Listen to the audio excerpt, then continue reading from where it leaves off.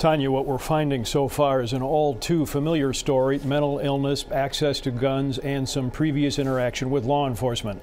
Authorities say the man responsible for this latest mass shooting is this man, Ian David Long. He was living with his mother less than 10 miles from the Southern California bar and dance club where the crime went down.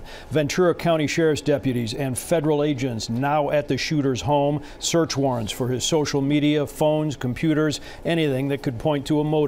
Investigators now say they had contact with Long in 2015 when he was victim of a battery, and also contact more recently. In April of this year, deputies were called to his house for a subject disturbing. They went to the house, they talked to him. He was somewhat irate, acting a little irrationally. They called out our crisis intervention team, our mental health specialist, who met with him, talked to him, and cleared him. Didn't feel that he was qualified to be taken under 5150, and he was left at that scene last April.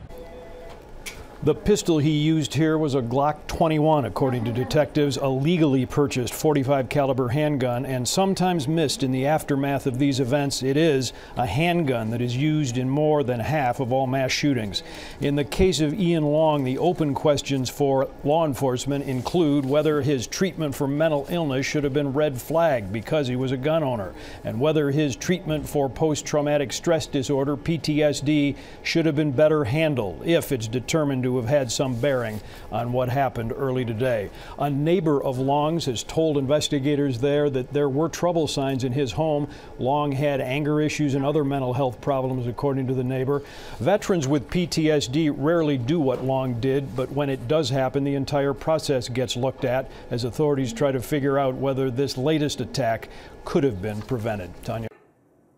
Hey, if you like that video, be sure to subscribe to our ABC7 Chicago YouTube channel.